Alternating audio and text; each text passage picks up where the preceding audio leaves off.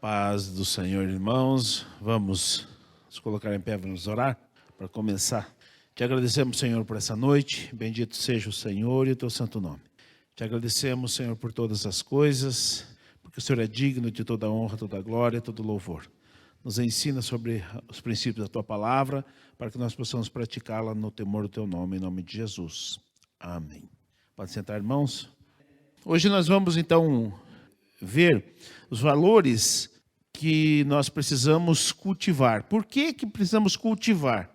Porque é um cuidado que nós precisamos ter como cristãos para que nós não venhamos a perder esses valores.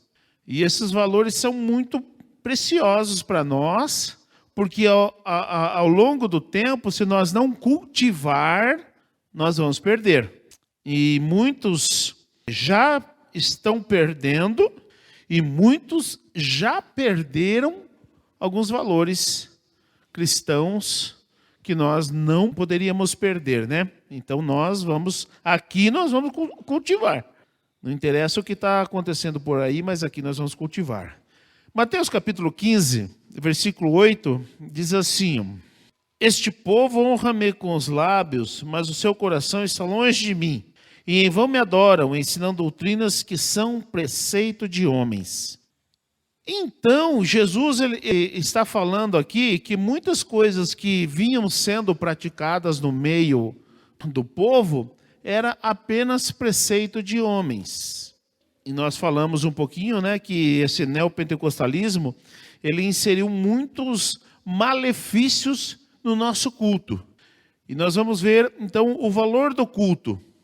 Os valores humanos são as características que diferenciam do resto dos seres vivos e estão relacionados principalmente à dignidade e à moral, tais como honestidade, respeito, responsabilidade, humildade, essas coisas. Os nossos valores, eles servem de referência para onde estamos indo e define também como nós somos ou quem nós somos.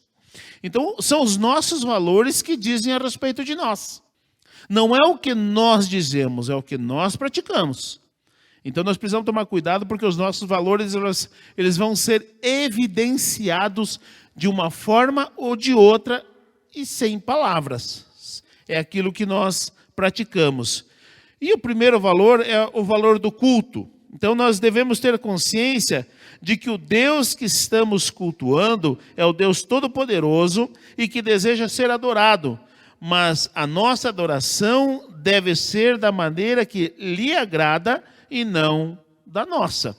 Moisés temeu ao estar na presença de Deus. E o texto de Êxodo 3, ele diz assim: E apacentava Moisés o rebanho de Jetro, seu sogro, sacerdote de Midian, e levou o rebanho atrás do deserto e veio ao monte de Deus, a Horebe.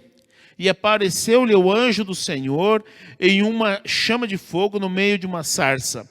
E olhou, e eis que a sarça ardia no fogo, e a sarça não se consumia. E Moisés disse: Agora me virarei para lá e verei esta grande visão, porque a sarça se não queima.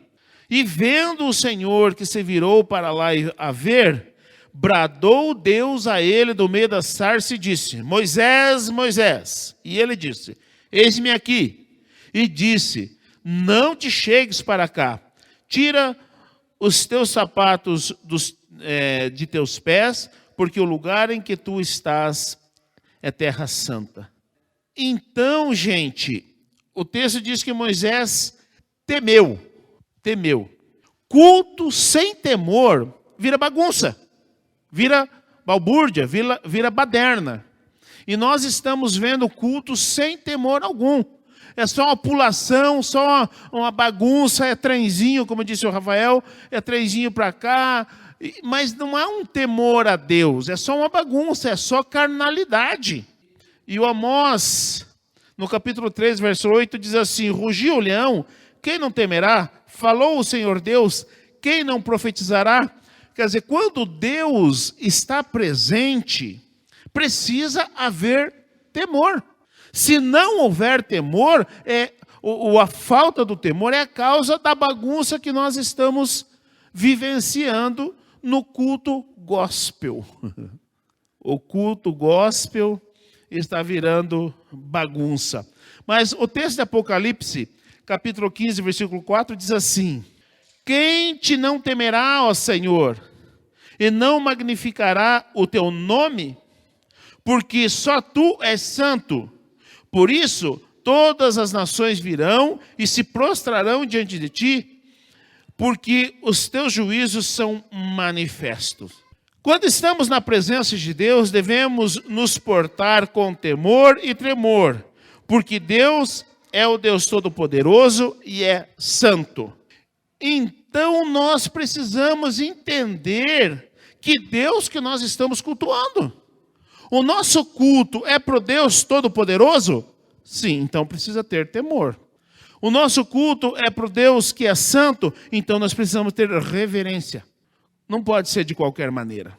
Nós estamos vendo que muitas vezes o nosso culto ele se perde por falta de temor mesmo.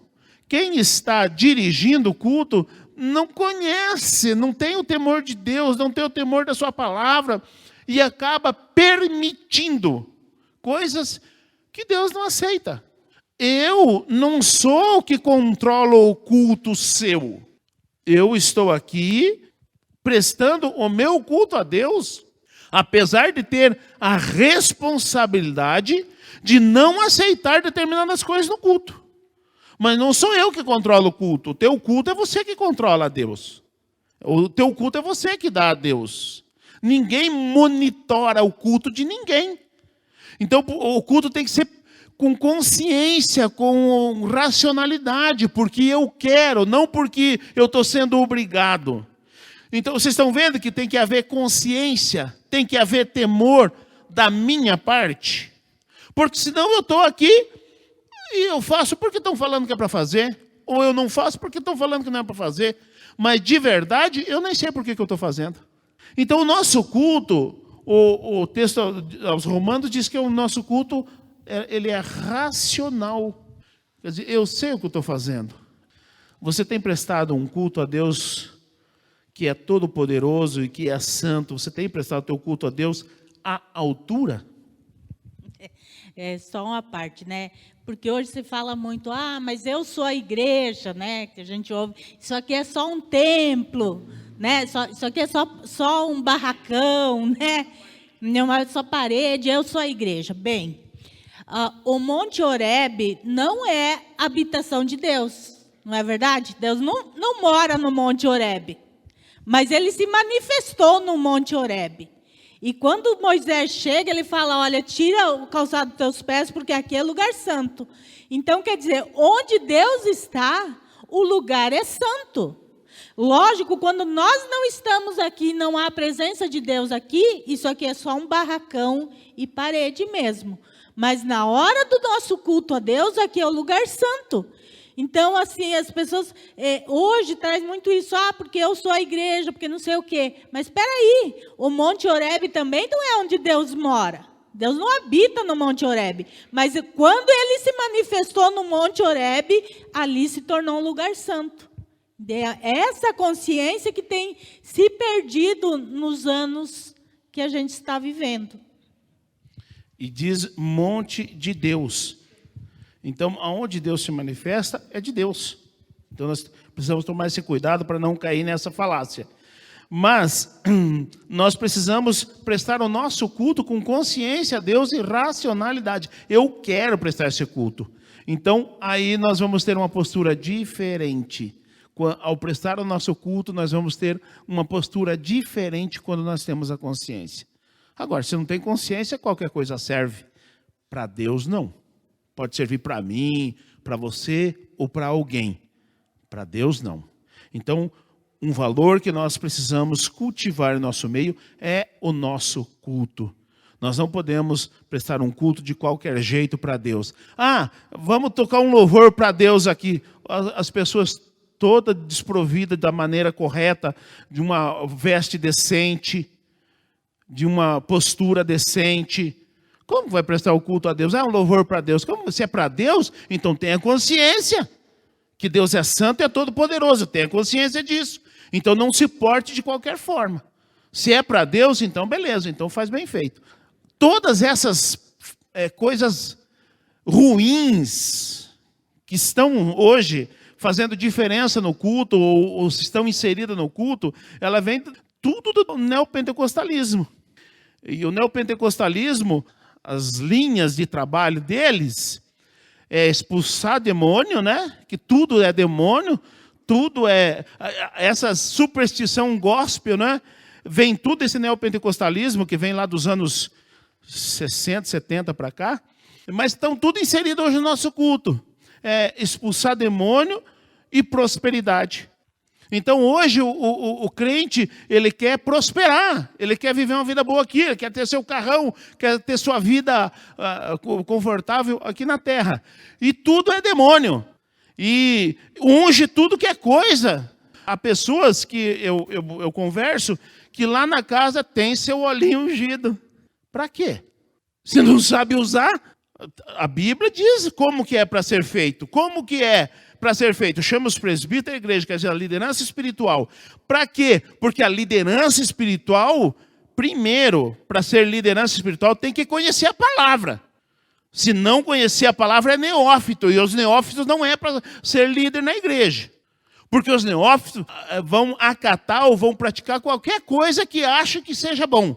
Agora, os presbíteros da igreja, a liderança espiritual da igreja, não. Tem conhecimento e sabe como deve proceder. Esse é o conceito. Hoje em dia, qualquer um é líder, qualquer um é pastor. Não é bem assim, biblicamente não é assim. Então, vai lá e faz qualquer coisa. Como que se unge? E unção com óleo só tem duas referências, uma de Marcos e a de Tiago. E é para quê? Para enfermidade só. Não se unge casa, não se unge carro, não se unge coisas, se unge pessoas que estão enfermas. Só isso. Aí tem críticos de sal grosso, viu? Atrás da porta. Superstição que foram inserida por essa mensagem neopentecostal. Que tudo é demônio. Tem crente que tem medo de inveja. Não tem problema nenhum alguém invejar você. Não tem problema nenhum, não vai te atingir. O problema é de quem invejou. Agora, o problema é que a inveja existe? Existe. Mas não pode nos atingir. E nós estamos morrendo de medo porque a inveja está pegando. Não está pegando, irmão. O demônio da inveja, o demônio não sei do que, o demônio é tudo neopentecostalismo inserido no nosso culto, que nós vamos ter que cultivar o nosso culto verdadeiro a Deus conforme a palavra. Não é bagunçado assim não, gente. Então, ou nós cremos num Deus que é todo-poderoso, que nos cuida, como diz 1 João, que aquele que é do Senhor, o maligno não toca, para isso se manifestou o Filho de Deus, para desfazer as obras malignas. Ou nós cremos nesse Deus que nos cuida, o anjo do Senhor acampa-se ao redor dos que os temem e os livra, ou nós vamos ficar nessa bagunça do culto neopentecostal aí. Outra coisa que veio do neopentecostalismo e se a gente for ver, vem das religiões afrodescendentes, que é dar nome aos demônios. É Pombagira, é Exu, é não sei mais o quê. E isso está dentro das igrejas. Gente, é demônio e pronto, acabou. Tem esse negócio de chamar demônio pelo nome. Né? E isso veio e também está no meio da igreja. Então, tudo porque a pessoa está com tal demônio, a pessoa está com não sei o quê, a pessoa está com tal demônio. E isso virou um sensacionalismo. Porque esses nomes dos demônios é das religiões afro. Lá eles têm os nomes, mas é demônio, gente, só. Né? Não tem que dar nome a eles. O problema é que daí nós vemos isso lá na igreja do irmãozinho lá, vemos isso na televisão, não conhecemos a Bíblia e achamos que isso é verdade. E achamos que é assim que se faz. E um vai copiando o outro vai copiando um, e de repente está essa bagunça que está. O nosso culto não pode ser bagunçado, irmãos. Ou nós fazemos um culto sério, que agrade a Deus, que seja para Deus, ou vamos parar com essa bagunça. Nós precisamos ter consciência que o nosso culto a Deus, ele deve ser com reverência, com temor e tremor, porque Deus é santo e Ele é digno. E o que é ser digno? Ele merece. E quando nós o temos por digno, nós vamos fazer e achar ainda que precisaríamos fazer muito mais a Deus. Então o nosso Deus, ele é digno. Ele não está pedindo favor para que a gente não faça um culto e assim já está bom. Não. Ou nós fazemos do jeito certo, ou Deus nem aceita. Porque o culto a Deus é sério. Culto sem decência, Deus não recebe. Mateus capítulo 15, versículo 8, esse texto que nós lemos no início, diz: este povo se aproxima de mim com sua boca e me honra com seus lábios, mas o seu coração está longe de mim. Mas em vão me adoram, ensinando doutrinas que são preceitos de homens. Quer dizer, as pessoas estão cultuando a Deus, mas Deus não está sendo cultuado. Porque as pessoas não têm a consciência de que culto é que Deus recebe ou Deus não recebe. Então nós não podemos ser ignorantes à palavra de Deus. Como que Deus quer ser adorado? Então nós precisamos saber. Nós precisamos saber. O que é um culto a Deus? Nós precisamos saber. Porque senão nós vamos em vão adorar. Vão ficar em coisas que é preceito de homens. Foram homens que inseriram no meio do culto e não Deus. E não tem nada a ver com Bíblia. Não tem nada a ver com palavra. Tudo que nós fizermos para Deus precisa ter cunho bíblico. Porque se nós ficar inserindo coisas que não têm cunho bíblico, nós estamos fazendo um culto que não agrada a Deus. E hoje em dia, né, podem ver, difícil a igreja que você vai, que pastores e líderes não estejam sentados aqui na frente. É ou não é? Em cima do púlpito. Difícil a igreja evangélica que você vai, que não tenha a liderança toda aqui. É certo ou é errado essa prática? Por que nós não fazemos aqui? Porque é acepção de pessoas. Tiago diz que é acepção de pessoas. Não tem categoria de mais importante e menos importante. Não. É acepção de pessoas. E acepção de pessoas é pecado. Então, não tem que ter uma cadeirinha especial para mim ou para a liderança. Entendeu? Onde a gente senta?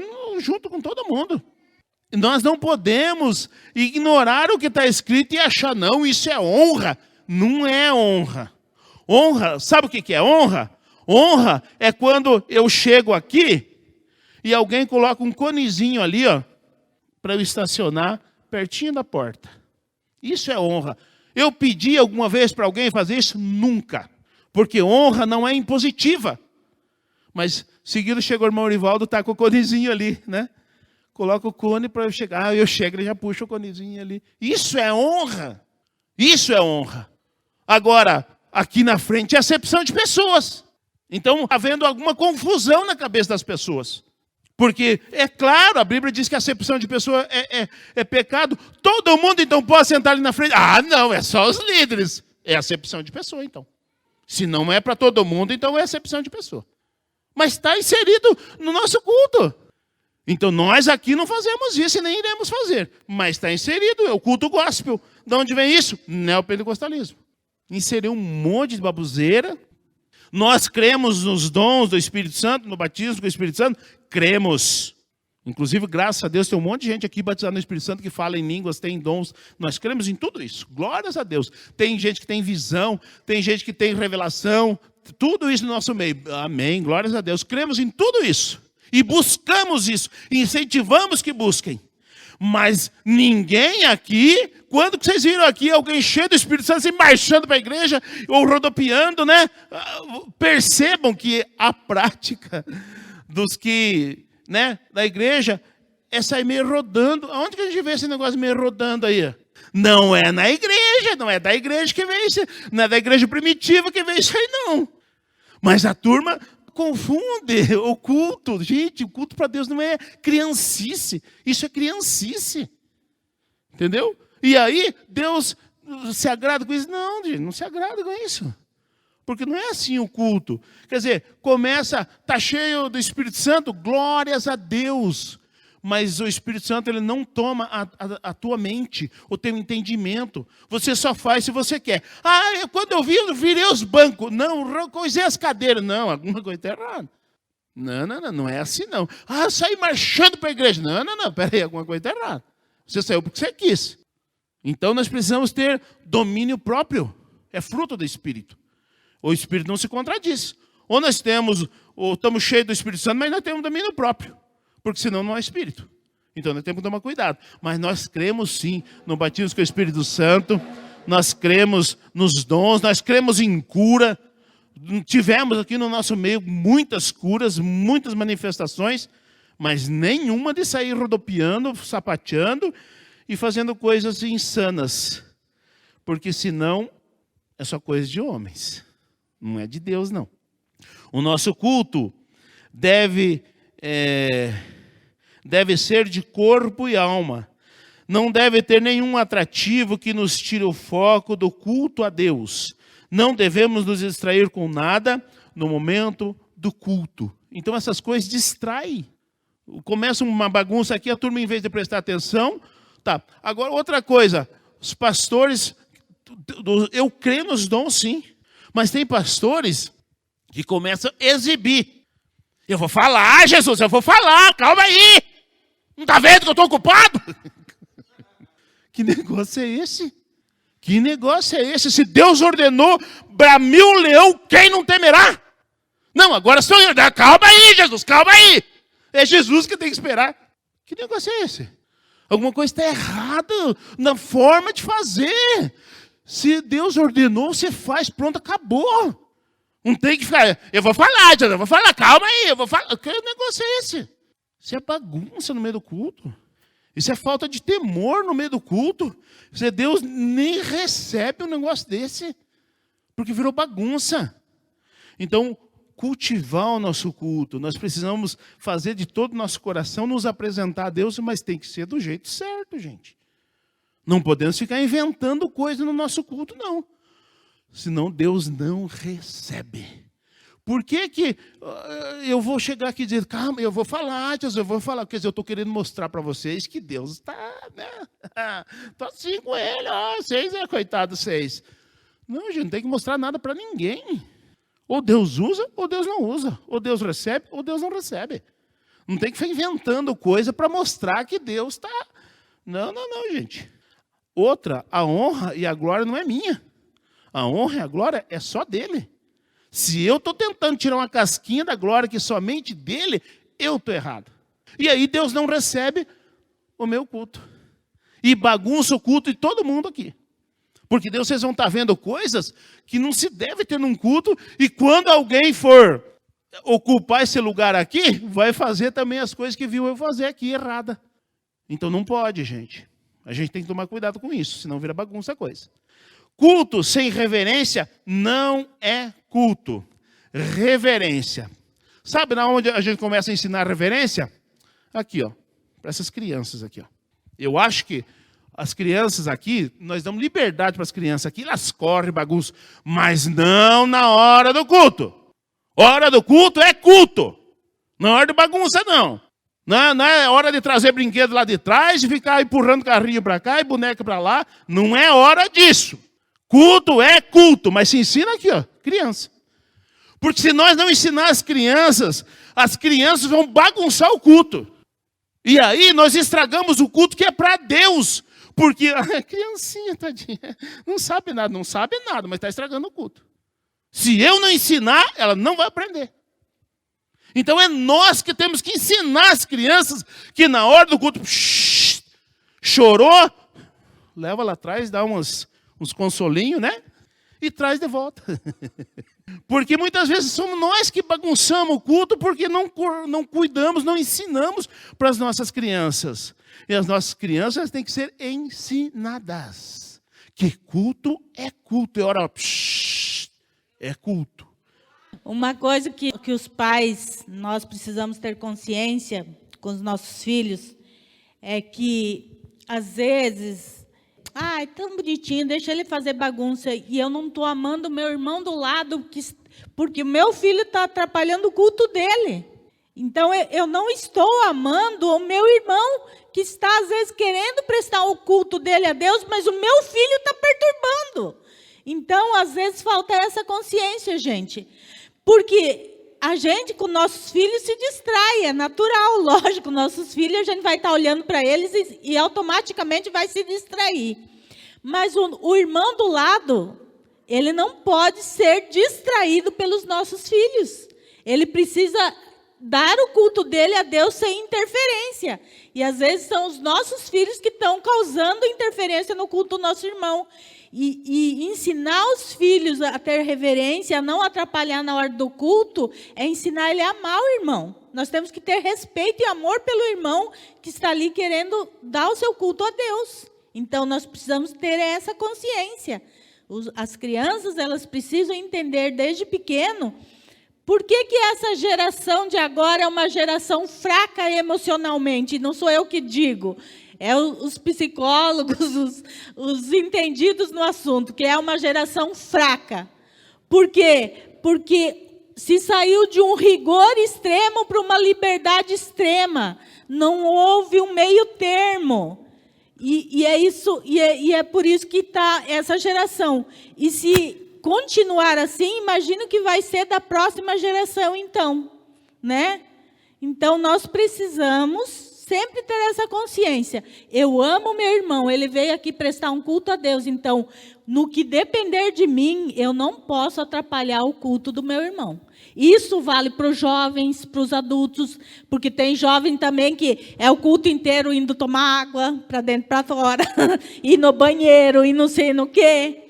Então, quer dizer, você atrapalha o culto de alguém, você atrapalha o culto do irmão que está ali perto da porta, você atrapalha o culto do irmão que está do seu lado. Atrapalha, irmãos. Então, nós precisamos tomar essa consciência de amor pelo meu irmão. Eu não posso interferir no culto do meu irmão, então eu vou fazer o possível para não interferir. Porque senão não é culto. Sem reverência não é culto. Pode ser qualquer outra coisa, mas não é culto. Mateus capítulo 3, versículo 15 diz assim: porque o coração deste povo está endurecido, e ouviram de mau grado com os seus ouvidos, e fecharam os seus ouvidos para que não vejam com os olhos, e ouçam com os ouvidos, e compreendam com o coração, e se convertam, e eu os cure. Nosso culto não deve se resumir numa reunião. Ou nós rendemos um culto verdadeiro a Deus, ou estamos perdendo tempo.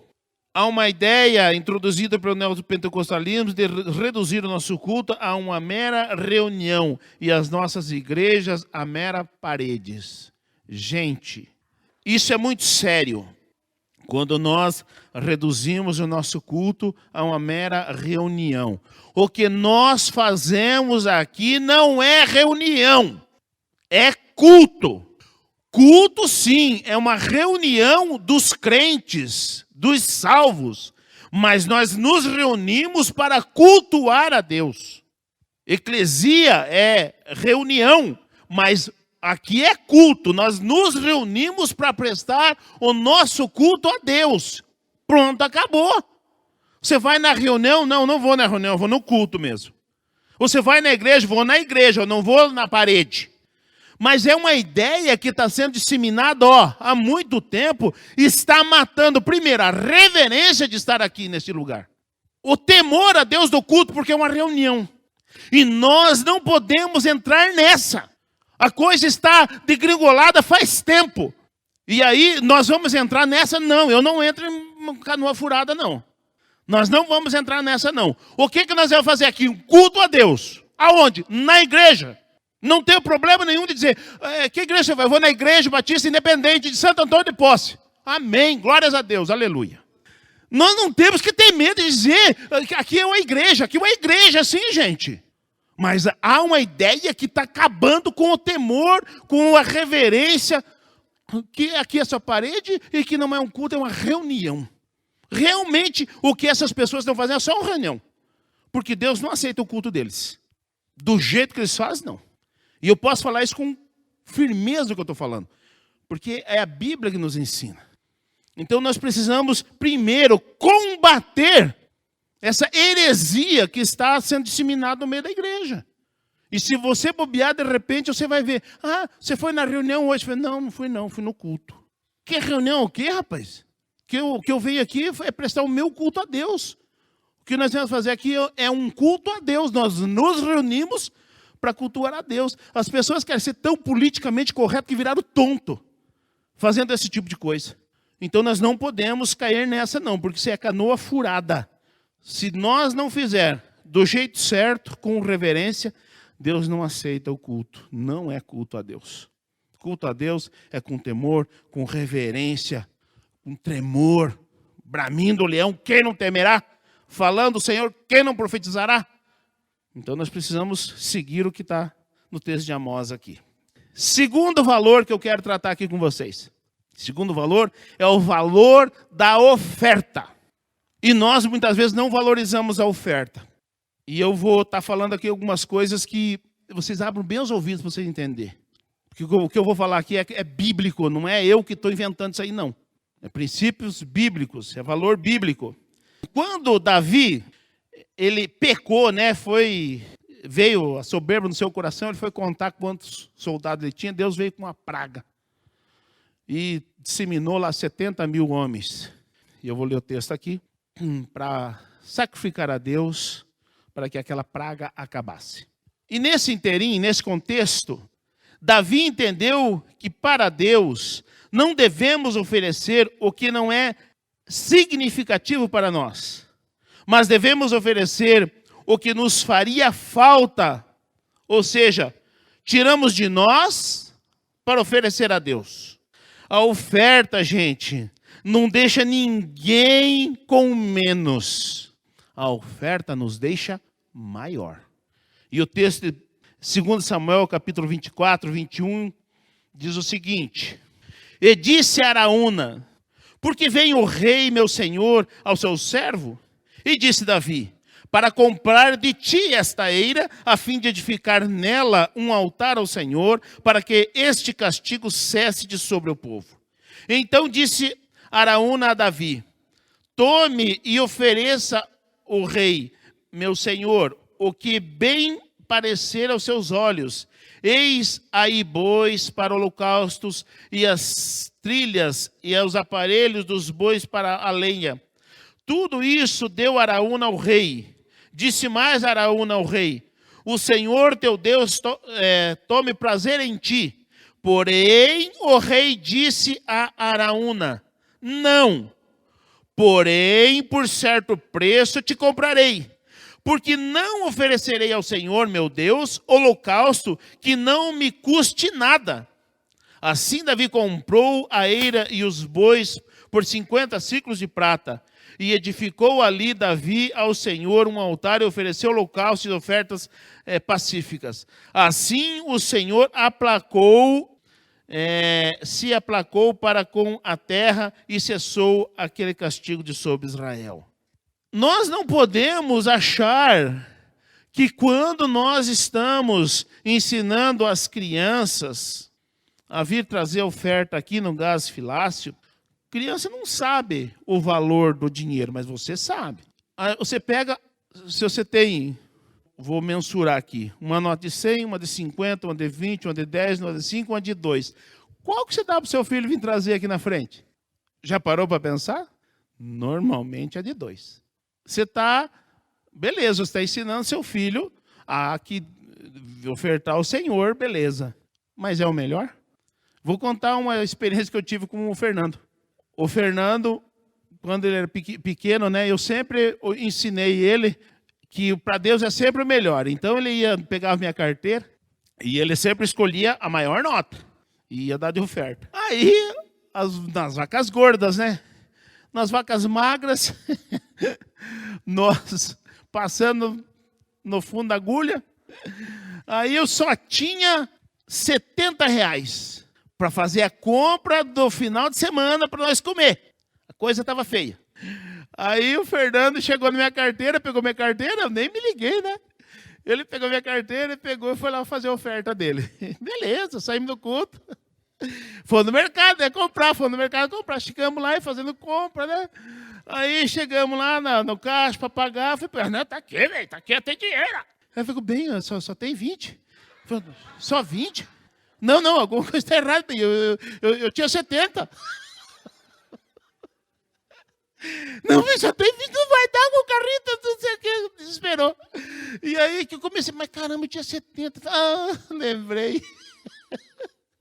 O Fernando, na hora do culto, foi lá, pegou minha carteira e pegou 50 e foi oferecer.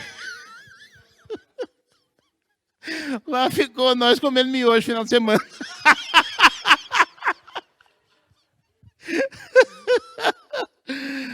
Mas vocês acham que eu fiquei bravo? Eu fiquei feliz da vida. Passei uma vergonha lá no mercado, mas fiquei feliz da vida. Sabe por quê? O Fernando aprendeu a dar o melhor para Deus. Ele deu a maior nota. E eu sempre ensinei, dê a maior nota, filho. É para Deus é sempre o melhor. Então, o Davi está dizendo, o Araúna deu tudo para ele. Ele era rei, ele poderia pegar o que ele quisesse. Porque o Araúna deu para ele. Mas eu falei, não, Araúna, o que é isso? Você acha que eu vou oferecer para Deus algo que não me custe nada? Jamais, pelo contrário, está aqui, tantos ciclos de prata. Nós não podemos oferecer para Deus as migalhas. Quando nós queremos algo de Deus, nós sempre queremos o melhor de Deus. E o melhor de Deus está por vir e não sei o quê. Mas vai dar uma merrequinha? Como assim? Você está ensinando certo seu filho? Não. Ensine certo. Não tem problema. A Manu não vai saber diferenciar 52 de 100. Mas ensine. Filha, é para Deus. Aqui tem uma de 50, uma de 100, uma de 20. Essa aqui é a maior. Leva para Deus. Ensina. Ela não vai saber, mas se você ensinar, ela vai saber. Foi isso que eu fiz com o Fernando. Foi isso que eu fiz com o Rafa. Então, nós precisamos ensinar os nossos filhos a oferecer a Deus o melhor. Muitas vezes eu passei essa situação, né? Mas hoje é história para contar. Na época foi perrengue, viu, gente? Na época foi perrengue que nós só tinha aquilo ali mesmo. Mas eu tenho uma história para contar. Uma experiência. Mas o Fernando é dizimista. Fernando é ofertante. Mas eu nunca precisei falar, Fernando, ó o dízimo, hein? Ó o dízimo. Nunca precisei falar. Então, ensinar valores. Porque senão nós vamos estar oferecendo a Deus aquilo que não custa nada. Porque é fácil oferecer para Deus aquilo que não custa nada. Que valor você está dando para Deus? Eu não estou falando aqui que nós vivemos correndo atrás de dinheiro, não. Vocês sabem que aqui nós não corremos atrás de dinheiro, não. Aqui a gente ensina princípios e valores. A gente não é o quanto que você dá, não. Eu vou ler um texto aqui mais para frente. Vou mostrar para vocês como é para Deus isso. A oferta deve ser entregue de todo o nosso coração. A gente não pode entregar o dinheiro. Ai, meu Deus, eu vou ter que entregar essa nota. Oh, meu Deus, não podia ser outra. Vai entregar ali, sabe, daquele jeito. Deus nem recebe. Olha, Deus ama quem dá com alegria. Então nós precisamos entregar a nossa oferta e ser de todo o nosso coração, como foi Davi. Davi entregou de todo o coração. Imagina, Araúna. Você acha que eu vou entregar para Deus algo que não custe nada? Imagina, Manuzinho, se eu vou entregar esse 2 aí, eu não vou entregar não. Eu vou entregar esse aqui, ó. O melhor. Vai custar talvez nosso lanche de hoje, mas vai custar. É assim que a gente ensina valores, princípios e valores. Não é falando, é fazendo. Foi assim que eu ensinei meus filhos, não foi falando para eles. Foi fazendo. Os dois são dizimistas ou não são? Então, gente, a nossa oferta tem que ser entregue de coração. Não pode ser. Olha o que diz aqui, 2 Coríntios 9:7, né? Cada um contribua segundo propôs no seu coração. Primeiro tem que estar no nosso coração. Tem que ter uma proposta do nosso coração para Deus. E eu sempre que eu vou ofertar, gente, eu saio de casa, eu quero trazer minha oferta para Deus. Vou falar para vocês, eu só não entrego aqui quando minha carteira não tem nada. E muitas vezes já aconteceu de eu não ter nada. Mas eu sempre proponho no meu coração, hoje eu vou dar tanto. E às vezes eu não olhei na carteira, mas se eu olho na carteira e tem mais, eu dou mais. Contribua conforme propôs no seu coração, não com tristeza ou por necessidade, porque Deus ama quem dá com alegria. A gente não pode dar e ficar mendigando, ou não pode dar porque eu quero tal coisa. Não, a gente dá porque a gente quer dar. É de coração livre, é espontaneidade. E porque senão a gente vai fazer disso um cavalo de batalha, né? Não, porque eu dou tanto. Quanto você deu? Só eu dou tanto. Não, não é isso. A gente dá conforme propôs no nosso coração, com alegria, não por necessidade. Então, a nossa oferta, ela deve ser entregue de todo o nosso coração. Estou falando de oferta, viu? A oferta deve ser entregue a Deus. A Deus. Gênesis 4:3 diz assim: e aconteceu ao cabo dos dias que Caim trouxe do fruto da terra uma oferta ao Senhor. E Abel também trouxe dos primogênitos das suas ovelhas, da sua gordura. E atentou o Senhor para Abel e para a sua oferta. Se Deus não receber a tua oferta, não adianta o pastor ver. A nossa oferta deve ser entregue com consciência com Deus. E eu não acho correto pastores que ficam aqui na frente recebendo e dando um benzidinha.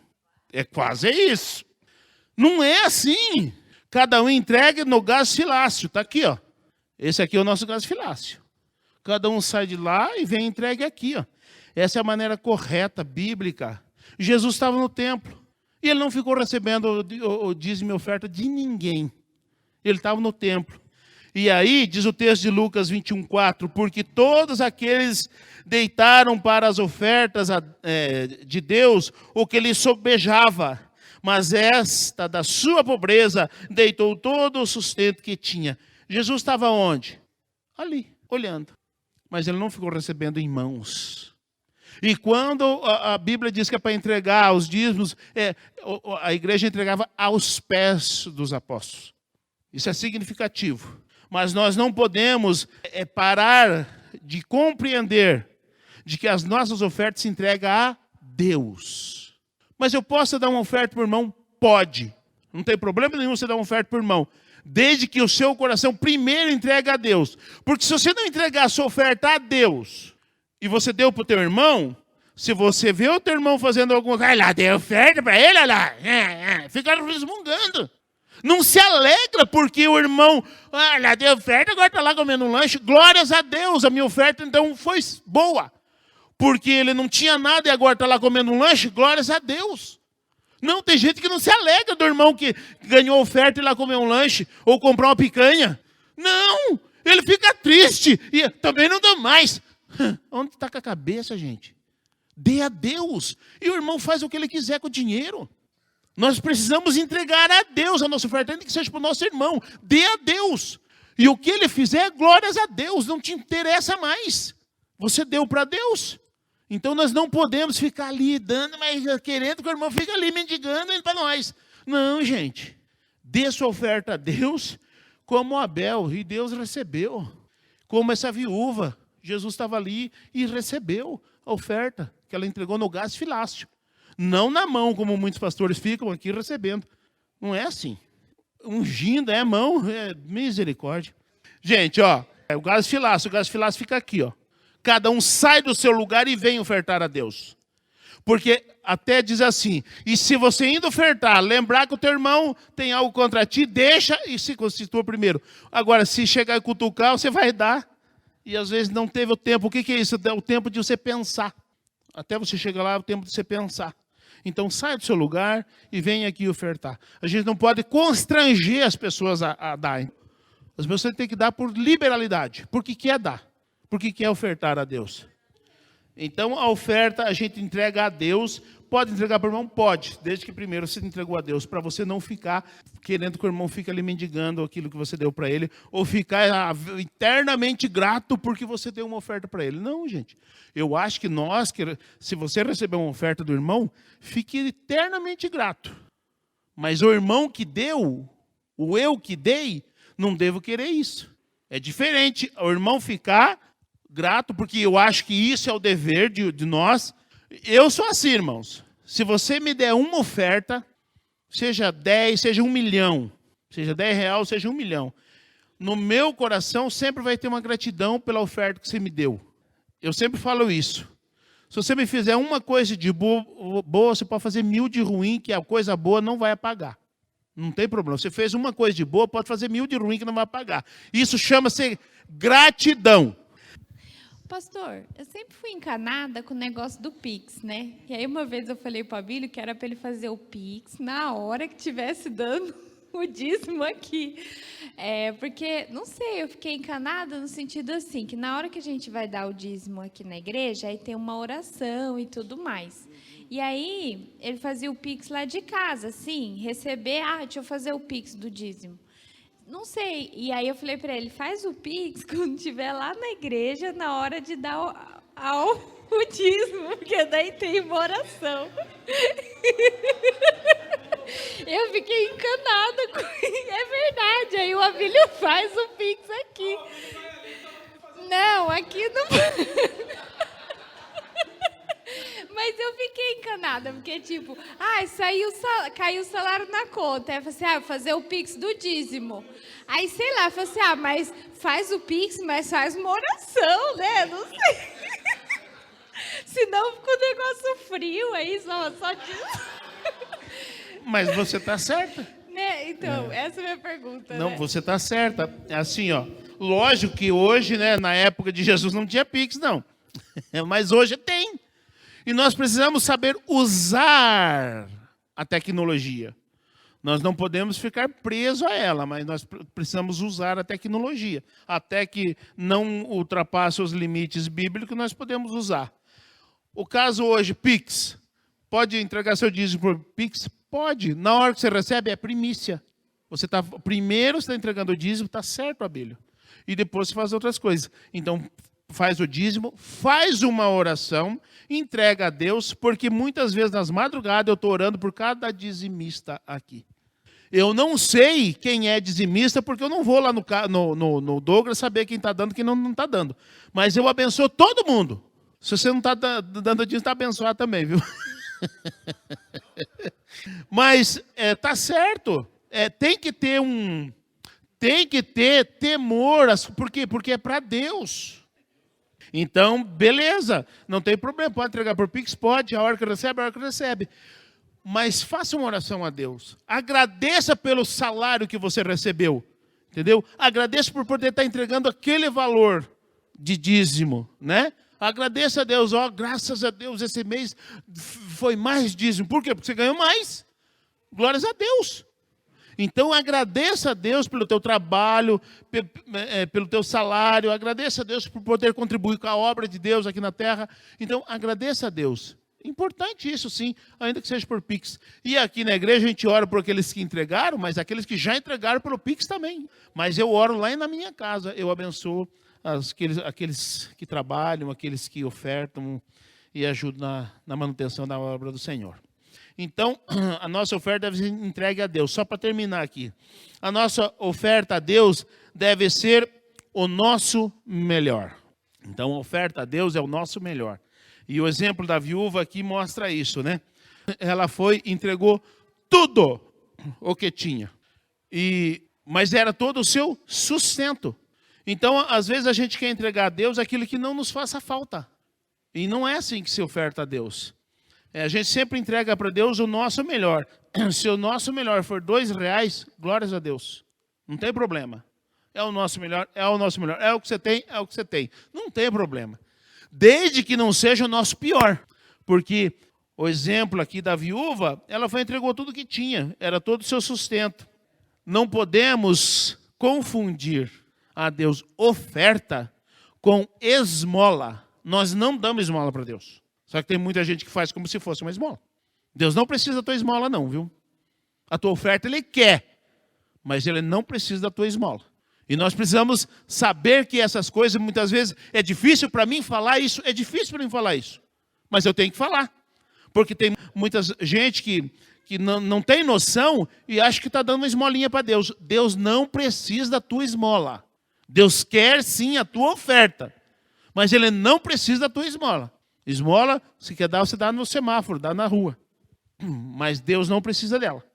Então, nós precisamos saber que nós estamos entregando para um Deus que é todo-poderoso, dono do ouro e da prata. Então, nós vamos entregar sempre o nosso melhor para Deus. Então, agora, se o teu melhor foi R$2, amém, glórias a Deus. Se o teu melhor foi 5 centavos, 50 centavos, glórias a Deus. Muitas vezes, eu recebo com alegria, dízimo, que muitas vezes as pessoas mandam o comprovante, de R$2. Glórias a Deus. Dízimo, por quê? Por que deu 2? Porque ganhou 20. É o certo? É o certo. Então, não tem problema dar R$2, desde que seja o certo, desde que seja o melhor, desde que seja o equivalente. Então, nós precisamos ter essa consciência que Deus, ele quer sim a nossa oferta, mas Ele não quer a nossa esmola. Ele não quer. Pastor, o Davi falou assim, eu vou entregar a Deus algo que não me custe nada. Esse algo poderia ser dinheiro ou outra coisa. Quais são as outras maneiras de ofertar a Deus? A oferta a Deus pode ser o nosso trabalho. E tem muitas pessoas aqui, que estão aqui, que ofertam a Deus o seu trabalho, sabe onde? Eles vêm limpar a igreja, por isso está limpinho assim, desse jeito. E eles estão dando o melhor deles aqui, porque é para Deus. Então, vão lá no banheiro para vocês verem. Está tudo certinho, está tudo limpinho. E eu fico feliz, e esses dias eu fiquei orgulhoso de apresentar a nossa igreja aqui para algumas pessoas que vieram aqui. Sabe por quê? Dava gosto de entrar lá no banheiro, gente, dava gosto.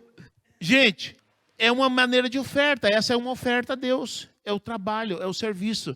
Venha aqui, porque se não tivesse os irmãos que limpassem aqui, sabe o que nós ia ter que fazer? Pagar alguém para limpar, ou vim eu e o pastor aqui para limpar. Nós já fizemos isso sim. Muito tempo, muitas vezes. Então, mas é uma maneira de ofertar a Deus. Os alimentos é uma maneira de ofertar a Deus. E aqui teve um irmão que falou aqui, inclusive numa mensagem, por isso que eu vou falar o nome, que é o irmão Anderson. Uma vez Deus corrigiu ele na fila do supermercado. Ele foi comprar para ele e para dar de oferta. Para ele comprou do bom e do melhor. Para a oferta comprou piorzinho. Deus corrigiu ele na fila do mercado. Ele voltou lá e pegou tudo igual ele pegou para ele, pegou para dar de oferta também. Então, os alimentos também é uma maneira de nós ofertar a Deus e Deus recebe. Por quê? Porque vai servir de alimento para outros irmãos. E vocês não têm noção de quanta gente precisa do feijão e do arroz. E às vezes a gente não sabe disso ou não lembra disso, que tem irmão precisando do feijão e do arroz. Mas não é pouca gente, não. E eu já cheguei a entregar para irmãos que o irmão chorou a hora que recebeu uma cesta. Eu fui entregar um tempo atrás para uma pessoa, fui repartir algo que eu tinha ganhado de alimento. E eu fui repartir com uma pessoa. Aquela pessoa estava orando a Deus especificamente por aquilo que eu fui repartir, que eu tinha ganhado, eu ganhei bastante. Eu fui repartir. A pessoa, é um testemunho que a pessoa contou lá na igreja deles, lá, porque eu reparti aquilo que eu tinha ganhado, que era muito para mim, eu reparti com a pessoa, mas a pessoa estava precisando, estava querendo, sabe, quando está com desejo de alguma coisa, era isso aí. E a pessoa testemunha. Então tem coisa, alimento também é oferta a Deus. Então, maneiras de ofertar a Deus também pode ser nosso trabalho, pode ser a oferta de alimento, pode ser o que vocês fazem aqui. Olha lá, aqueles dois lá, estão oferecendo a Deus. Está oferecendo a Deus. Então é isso. Nosso serviço é oferecido a Deus. As crianças, está oferecer a Deus. O louvor é oferecer a Deus, é um serviço. Então, visita que você faz é um trabalho, é oferecer a Deus. E visitar um irmão que está doente, é oferecer a Deus. Então, tudo isso é oferta a Deus, viu, meu filho?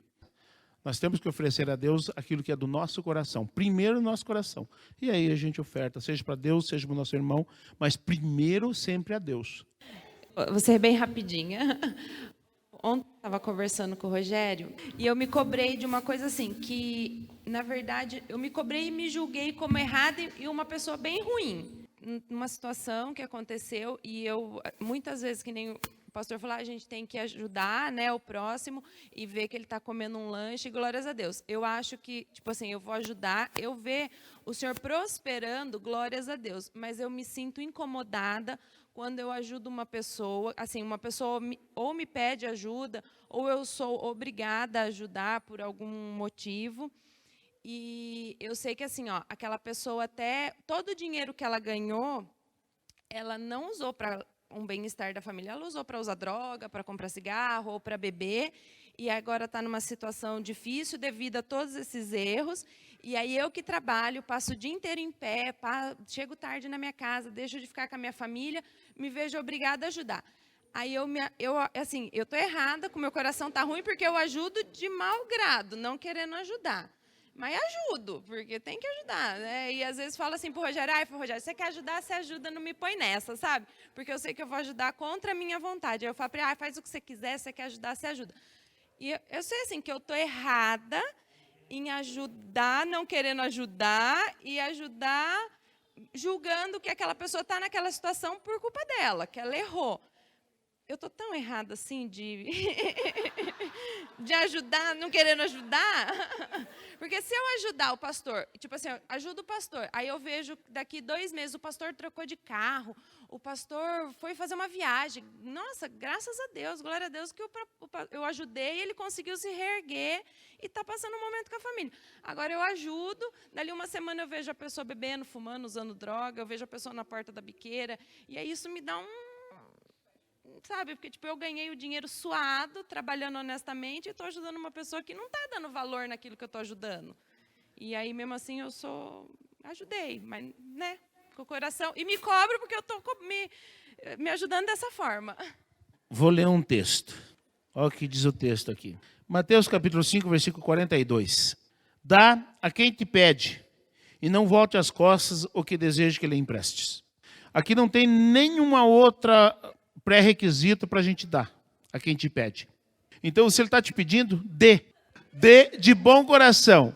Se ele vai fazer mau uso ou bom uso, daí o problema é dele. Por isso que nós primeiro entregamos a Deus.